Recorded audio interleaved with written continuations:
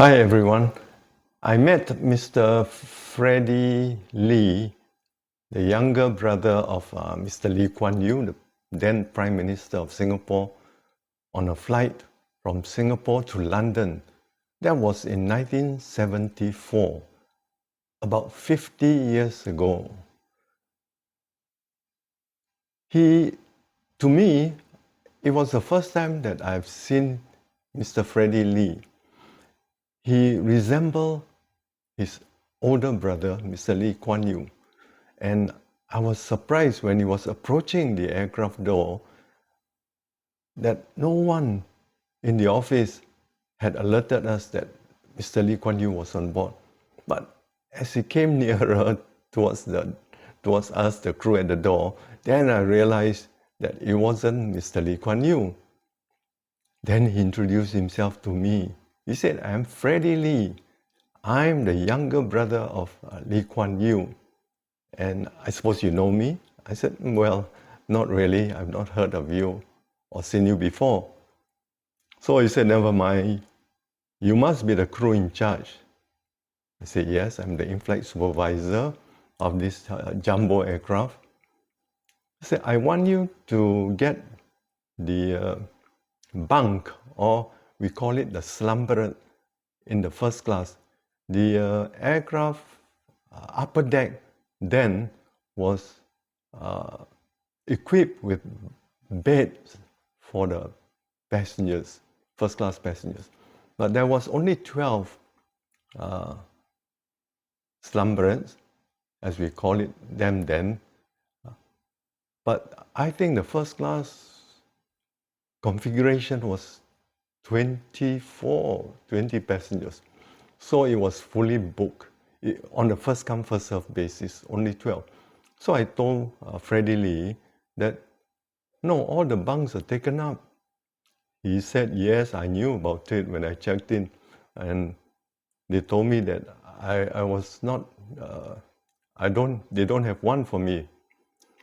So he asked me and he told me very nicely that, "I believe you can do it for me.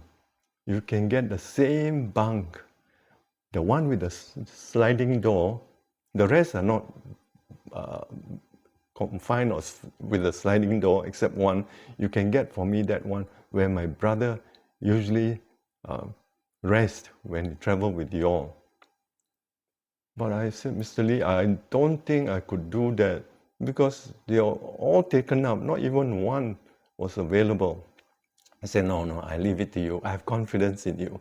Well, in the end, I managed to persuade the passenger who was supposed to occupy that SQ1, they call it, bunk then, for Freddy Lee.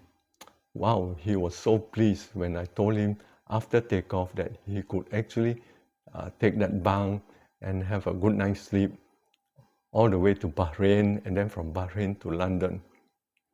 Well, he didn't sleep much.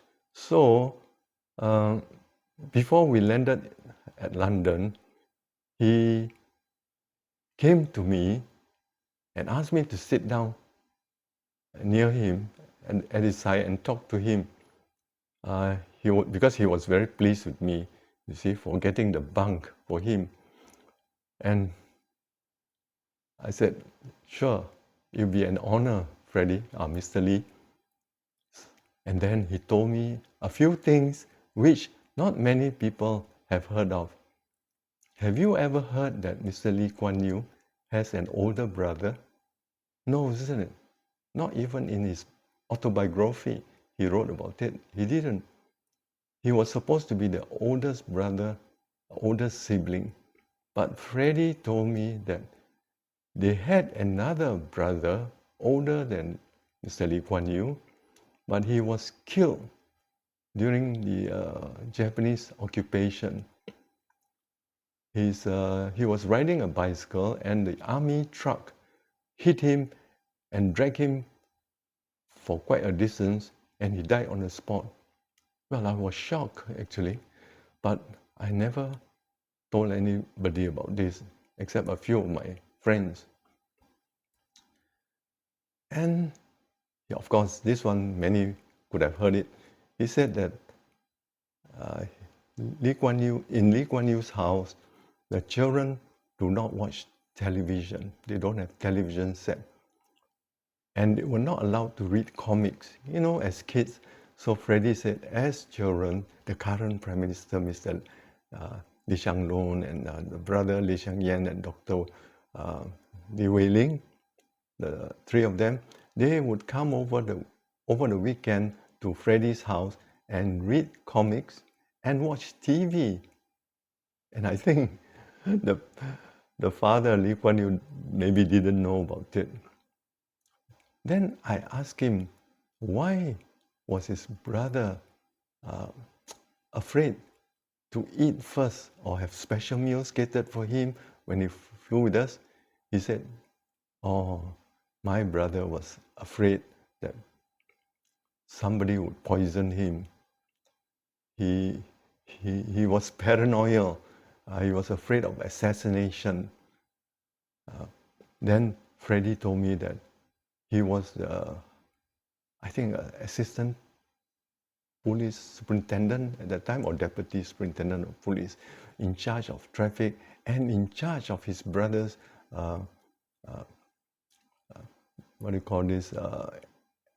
entourage, to bring him from his home or the istana to the parliament building every morning for his work. And Freddy would arrange the transport, the escort, but every now and then Lee Kuan Yew will call him and on the spot change the routings to avoid assassination. That's what I was kind of believe Freddy, because Mr. Lee, when he traveled with us, he would not want to eat sometimes, or if he does, he would say, serve the other passengers first and serve him last.